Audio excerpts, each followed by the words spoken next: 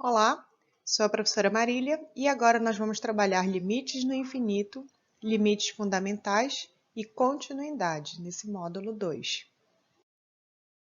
A ideia de limites no infinito, ela se preocupa em responder o comportamento da função quando meu x tende ao infinito.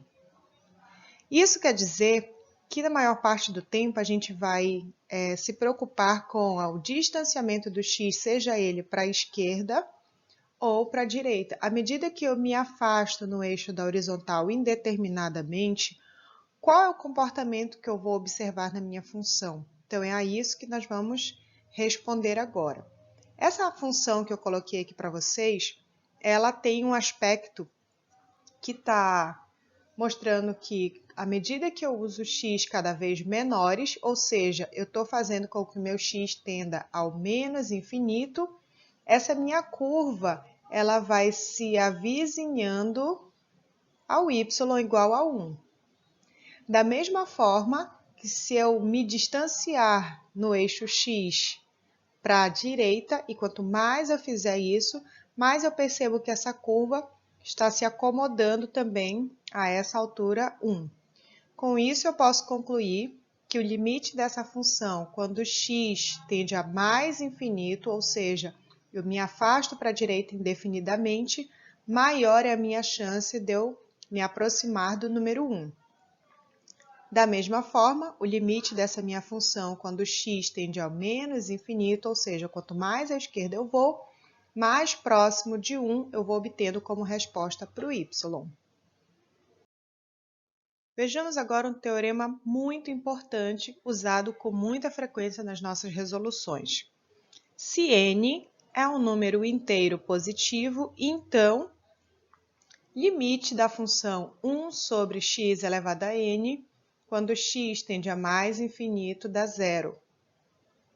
E limite de 1 sobre x elevado a n, quando x tende a menos infinito, também tende a zero. Para a gente entender bem esse teorema, eu trouxe esse gráfico aqui, que na realidade é o gráfico da função f de x é igual a 1 sobre x. Aqui a gente não está vendo o nosso expoente n, mas dá para saber que esse expoente vale 1. Então, o que a gente percebe? À medida que o x vai se distanciando para a direita, o que vai acontecendo com a minha função? Ela tem um comportamento de ajuste à altura do zero. Da mesma forma, se eu me distancio, vou pegando valores para x cada vez mais à esquerda, eu percebo essa minha função também se aproximando do eixo x, portanto, o y dele vai tendendo a zero. Vamos então resolver o exemplo 1 usando o teorema que nós acabamos de aprender. Determine o limite de 2x menos 5 sobre x mais 8 quando x tende ao infinito. Bom, a ideia aqui será o seguinte: nós vamos calcular limite de 2x menos 5 sobre x mais 8 quando x tende ao infinito, forçando para trabalhar a aplicação daquele teorema que a gente acabou de ver. Então, a gente vai simplificar tanto em cima quanto embaixo por 1 sobre x. Vamos ver o que vai acontecer. No meu primeiro termo, eu vou ter 2x sobre x. No meu segundo termo, 5 sobre x.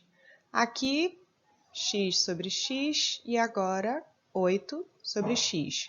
O que nós temos aqui é a possibilidade de algumas simplificações. Agora, arrumando tudo isso, eu passo a ter 2 menos 5 sobre x e aqui embaixo 1 mais 8 sobre x.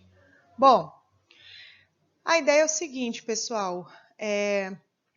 O 5, se nós pensarmos algebricamente, o 5 dividido por um número indefinidamente grande, essa divisão vai ficando cada vez menor, tendendo a zero. Assim como nós vimos que 1 sobre x tende a zero,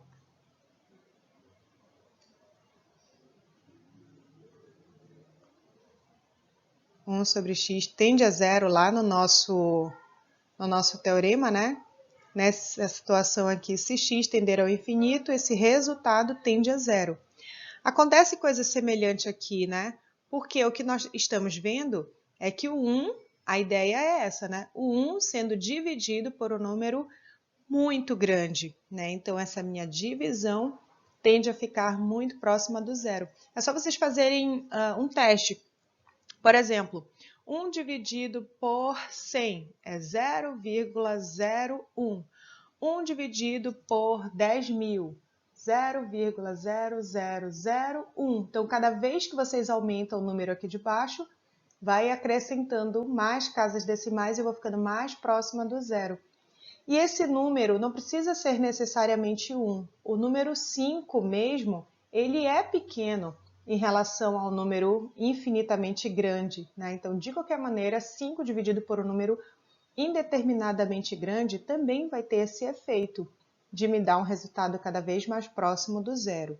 Da mesma forma, o número 8. Dependendo da grandeza do x, o 8 é um número muito pequeno, que dividido por um número muito grande também tende a zero. Conclusão, gente, o que temos no numerador é 2, no denominador 1. Então, o nosso primeiro limite aqui resultou em 2. Vamos mais a um exemplo. A ideia é sempre experimentar exatamente o mesmo teorema, tá? Então, aqui eu vou fazer o limite, quando x tende a mais infinito, de 2x à terceira menos 3x mais 5 sobre 4x à quinta menos 2. O que eu vou fazer aqui, pessoal, é uma simplificação pelo maior expoente do meu polinômio. Aqui eu tenho um polinômio de grau 3. Aqui eu tenho um polinômio de grau 5. Para eu obter o efeito desejado, nosso teorema, eu vou usar o maior grau, ou seja, eu vou simplificar tudo por x à quinta. Tá? Então, fica assim o primeiro termo. 2x à terceira sobre x à quinta, menos 3x sobre x à quinta, mais 5 sobre x à quinta. Agora, aqui embaixo, 4x à quinta menos 2, x à quinta nos dois casos. Pronto. Vamos fazer as simplificações, né? Aqui, x à terceira, eu vou cancelar os 3x de baixo com 3x de cima com 3x de baixo. Aqui eu vou ter x ao quadrado como resposta depois, tá? 1x de cima com 1x de baixo, vai restar x à quarta. Então, arrumando tudo que temos, fica o seguinte, desse primeiro termo. 2 sobre x ao quadrado, do segundo termo, 3 sobre x à quarta, e aqui, 5 sobre x à quinta. Agora, aqui embaixo, 4 menos 2 sobre x à quinta. Lembrando que a nossa tendência é que o x vá ao infinito, né? 2 dividido por um número muito grande e ao quadrado ainda por cima, tende a zero.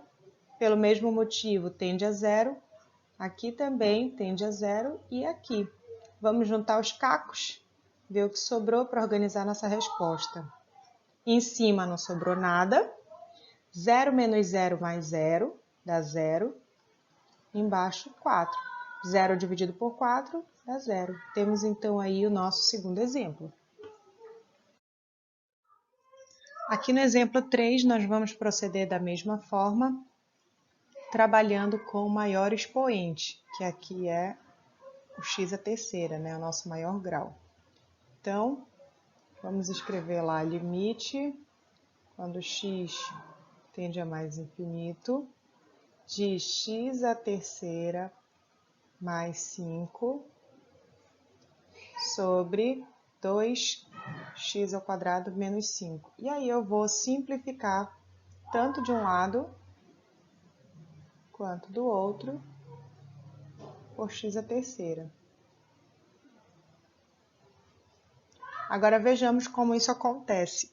No primeiro momento aqui em cima, eu terei x à terceira sobre x à terceira e 5 sobre x à terceira. Aqui tá tranquilo, né? Agora, aqui embaixo, 1 sobre x à terceira, ele precisa entrar aqui para multiplicar esses termos, só que antes ele precisa estar no meu radical. Como é que eu vou fazer? Eu vou pensar uma equivalência para o x à terceira, de sorte que ele continue com o mesmo valor aqui dentro, tá? Então, x à terceira, se ele passar para dentro da raiz, é como se ele não tivesse sido resolvido, né? Então, x à sexta.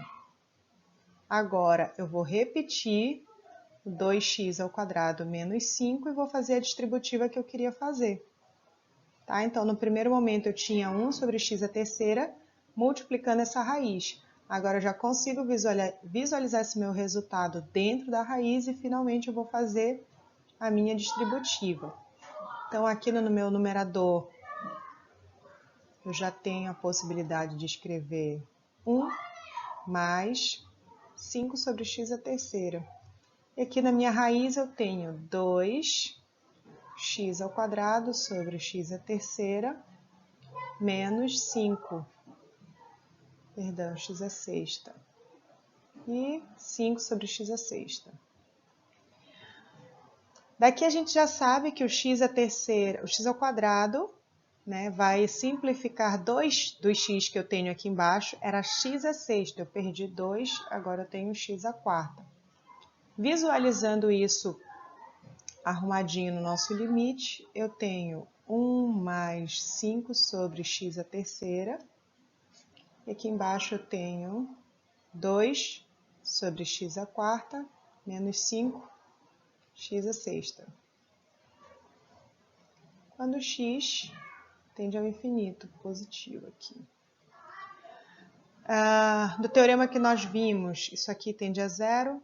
2 sobre x ao quadrado tende a zero. E esse aqui também tende a zero. E aí nós temos em cima, né, no numerador, restando 1. E aqui embaixo a tendência de ir para zero. Que tipo de resposta isso aqui significa, né? Quer dizer que eu tenho um número que não é exatamente 1, é um número que tende a ser 1, o meu numerador tende a ser 1 e o meu denominador tende a ser 0. Isso vai me dizer o seguinte, que o número 1 vai ser dividido por um número cada vez mais próximo do zero. Então, se vocês pegarem o número 1 e tentar dividir por 0,00000, vocês vão ver o número ficando cada vez maior. E isso quer dizer que se eu seguir a tendência de aproximar demais o resultado de cima a 1 e o de baixo for necessariamente próximo de zero, eu vou tendo uma resposta cada vez maior, ou seja, tendendo ao infinito. Vamos falar um pouquinho de assíntotas. Assíntotas são comportamentos de tendência ao infinito em algumas direções, tá? Então, em aplicações práticas, encontramos com muita frequência gráficos que se aproximam de uma reta à medida que x cresce ou decresce. Vejamos o nosso primeiro caso de assíntota. Assíntotas verticais. Quando a gente se avizinha de um determinado x, a gente vai percebendo o meu y tendendo ou para o mais infinito ou para o menos infinito, tá? Esse meu x eu posso me aproximar pela esquerda ou pela direita e a minha função está indo embora, ou para cima ou para baixo. Aqui a gente consegue ver, né, a nossa linha imaginária, essa reta aqui, né, x igual a 2, nesse exemplo, é a minha assíntota vertical. Essa minha função ela vai desviar e vai tentar imitar essa tendência de comportamento vertical, mas nunca vai cruzar com essa linha vertical. Então, eu chamo essa linha de assíntota.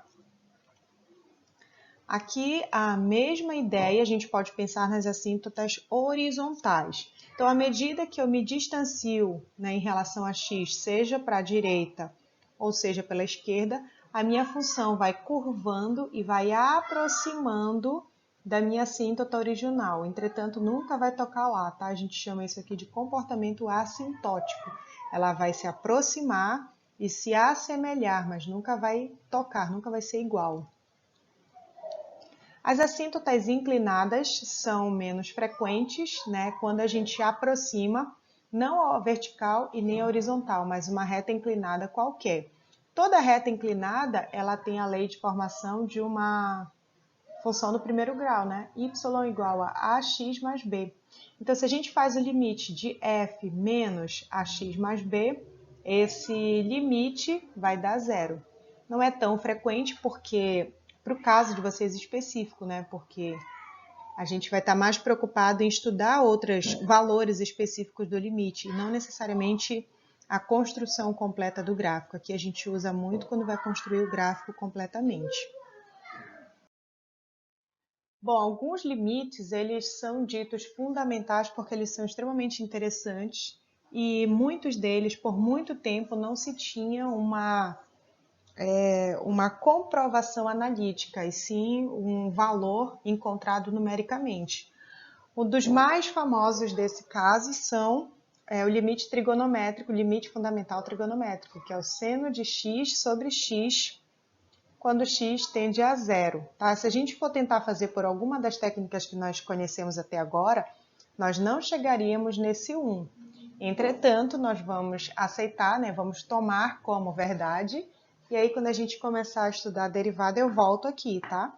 Para a gente fazer uma justificativa disso. Por enquanto, se vocês se depararem com o limite trigonométrico tendendo a zero, a gente vai recorrer a essa característica, tá? Esse modelo, seno de x sobre x, quando x tende a zero, dá 1. Então, vamos atrás desse 1 aqui no nosso primeiro exemplo. Eu tenho o limite do seno de 2x sobre x, quando x tende a zero. Um pequeno detalhe que foi acrescido nesse problema, que já justifica aqui alguma técnica, que nesse caso é nesse 2x aqui. Vamos ajustar esse 2x. Vou fazer uma mudança de variável, tá? É algo que eu ainda não tinha mostrado para vocês, mas que vocês podem experimentar em qualquer outro limite a partir de agora. Então, na nossa mudança de variável, eu vou chamar 2x simplesmente de t. Se eu vou mudar a variável, quer dizer que eu vou deixar de trabalhar com o limite de x e vou passar a trabalhar agora com o limite de t. Nisso, eu tenho que entender para onde o t está tendendo, tá? Então, se o x tende a zero, então o t é 2 vezes zero. Só para ter uma ideia da tendência do t, tá? Então, 2 vezes zero dá zero. Conclusão, gente, nós vamos organizar o nosso limite assim. Ah, esqueci um detalhe também aqui. O 2x, vou colocar bem aqui do ladinho. Se t é igual a 2x, então x é igual a t sobre 2. Por que eu coloquei isso aqui? Porque tem um x sozinho aqui. Eu preciso entender como é que o x sozinho ficaria nesse sistema. Agora sim, vamos lá reescrever o nosso limite. Limite do seno de t, né? Onde eu tinha 2x, agora eu tenho t. E onde eu tinha x, agora eu tenho t sobre 2, quando t tende a zero. Aqui eu tenho uma divisão de fração, conserva a primeira, multiplica pelo inverso da segunda, e agora chegamos ao que eu queria, né? 2 vezes, vou só arrumar para vocês visualizarem que realmente ficou a cara do nosso teorema. Limite, ignorando esse 2 aqui, vocês sabem da propriedade do limite, né? A constante pode ser pensada depois, né? Então, vamos focar aqui no limite do seno de t sobre t, quando t tende a zero. Exatamente o que diz o nosso limite trigonométrico fundamental. Eu posso concluir que isso aqui é 2 vezes o resultado do nosso limite, que é 1. E 2 vezes 1, 2.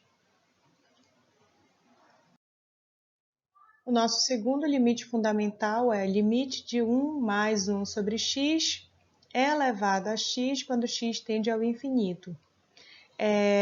O resultado desse limite ele é igual ao número neperiano, né? Então, o número neperiano, para quem não conhece, ele é um número irracional aproximadamente 2,718281828459. Na verdade, essas casas decimais elas são irregulares, sem nenhum padrão e infinitas. Isso porque a gente tem um número irracional, né, essa característica, e ela jamais pode ser transformada numa fração. E a gente usa aproximadamente 2,72 na prática. Bem, agora qual é o nosso objetivo? Trabalhar no nosso problema para que ele fique o mais próximo possível do nosso modelo. Daí a gente dá a resposta como o número neperiano ou algo combinado a ele. Para isso, vamos novamente recorrer à mudança de variável. Então, esse x aqui, o ideal é que ele seja 1 sobre x. Então, eu vou escrever o x como 1 sobre t. Então, eu vou deixar de ter a variável x e passar a adotar a variável t. Se eu fizer uma pequena mudança aqui do x para o lugar do t e o t para o lugar do x, eu vou ter a escrita 1, t é 1 sobre x. Para o caso do 1 sobre x aqui, ó, vai ficar simplesmente t no lugar dele. Agora eu tenho que estudar a tendência. O que acontece se o x tender a zero? Aí eu vou usar essa segunda expressão que eu usei ainda há pouco. T tende a se avizinhar de 1 sobre 0. Mas a gente viu ainda há pouco o que acontece quando o meu limite tende a ser 1 sobre 0. O número 1 vai ser dividido por um número cada vez menor. E isso vai me dar um resultado cada vez maior. Uma vez que eu já estudei tudo, mudei todas as variáveis e vi a tendência, vou escrever agora o meu limite de 1 mais 1 sobre t, no lugar do x, elevado a t quando t tende ao infinito, exatamente como nós temos no nosso modelo. Então, eu posso dizer que essa minha resposta é E. Nosso terceiro exemplo de limite fundamental é o limite de a elevado a x menos 1 sobre x, quando x tende a zero. Caso isso aconteça, a nossa resposta vai ser simplesmente log natural de x. Então, no nosso exemplo, eu tenho o limite, quando x tende a zero, de a elevado a x menos b elevado a x sobre x. Esse b elevado a x não está no script aqui, né? Vamos tentar tirar esse b, fazendo uma manipulaçãozinha algébrica aqui. Eu vou escrever limite de b elevado a x, como se eu estivesse querendo colocar em evidência. Só que o a elevado a x não tem o b elevado a x. Então, eu vou escrever assim, a elevado a x sobre b elevado a x. Por quê? Porque caso eu precise executar essa minha multiplicação de volta, bx vezes ax sobre bx volta a ser ax, certo? Agora, como é que fica lá o outro termo? Ele era apenas b elevado a x. Como eu coloquei esse b elevado a x em evidência, no lugar dele fica somente 1. Aqui embaixo eu tinha só x, eu não vou mexer com esse x, vou continuar com esse meu x e dizer que esse meu limite tende a zero. O b elevado a x, por enquanto, eu não vou me preocupar com ele, eu vou reescrever aqui a elevado a x sobre b elevado a x, usando uma propriedadezinha de potência. A sobre b elevado a x. Daí eu sigo menos 1 sobre x. Se vocês observarem bem, esse termo que nós acabamos de obter, ele se assemelha ao nosso modelo. Então, eu já posso dar a minha resposta. Colocar mais ali acima. Limite de b elevado a x, quando x tende a zero, vezes limite de a sobre b elevado a x menos 1 sobre x. Lembram? Limite da multiplicação é a multiplicação dos limites. Então, agora eu vou resolver. Limite de b elevado a x, quando x tende a zero. Sempre que esse x tender a zero, eu vou ter b elevado a zero, que dá 1. E aqui, limite de a sobre b elevado a x menos 1 sobre x está no nosso modelo, né? Log natural de a sobre b. E aqui encerra esse exemplo.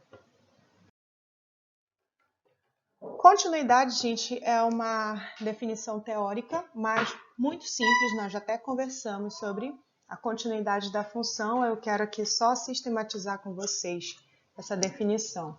Dizemos que uma função é contínua no ponto se as seguintes condições forem satisfeitas. Daí, todas essas condições têm que ser satisfeitas, tá? Se uma delas falhar, não há continuidade. Primeira condição, essa função tem que ser definida no ponto A. É aquela conversa que a gente teve lá da bolinha aberta, bolinha fechada. Tem que ser bolinha fechada. Limite da função quando x tende a A, tanto pela esquerda quanto pela direita, tem que ser iguais. Portanto, esse limite existe. E outra coisa, o limite existe e ele tem que ser igual a f de A. Ou seja, o valor que a gente encontra lá na bolinha fechada tem que ser o mesmo valor que a gente encontra no limite.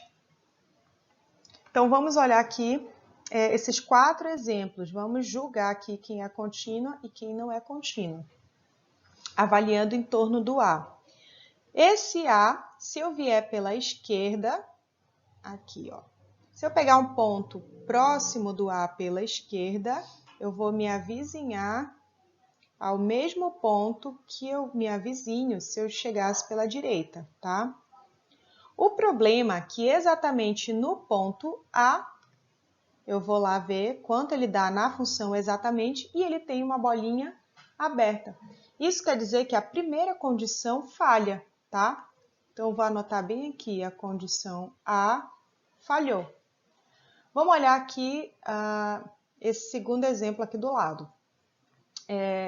F de A existe? Existe. Ele não está definido aqui embaixo, mas ele está definido aqui em cima. Eu tenho uma bolinha fechada na direção do A. Então, a condição A foi satisfeita. Vamos olhar a condição B. A condição B é sobre o limite. O limite dessa função existe nessa direção aqui?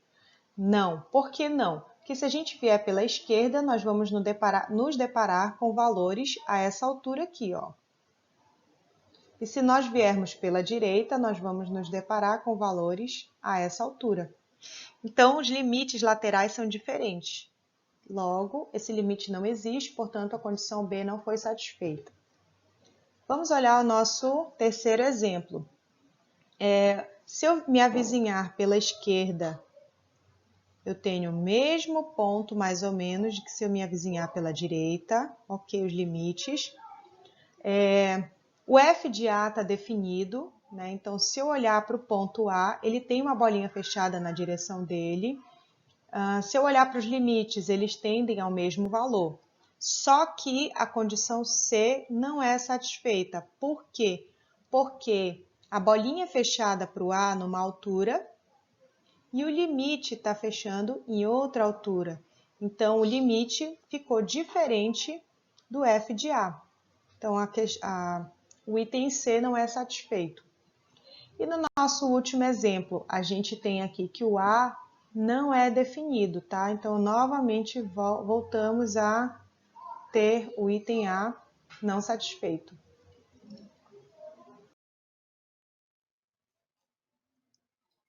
Aqui a gente tem as proposições de continuidade. Se as funções f e g são contínuas, qualquer combinação dessas funções também vai ser contínua. Então, eu posso somar, subtrair, multiplicar ou fazer aplicação, que todo esse resultado, toda função que resultar dessas operações vai continuar sendo contínua. Aqui eu tenho algumas funções que tipicamente são contínuas, aí não precisa nem fazer teste, tá? Toda função polinomial é contínua. A função racional só é contínua dentro do domínio. Então, é bom a gente verificar lá qual é a condição de existência do domínio da função racional. A propósito, normalmente na racional é onde a gente tem mais problema de continuidade. As funções trigonométricas, seno e cosseno, apenas as básicas, tá? São o tempo todo contínuas. A função exponencial e elevada a x é contínua.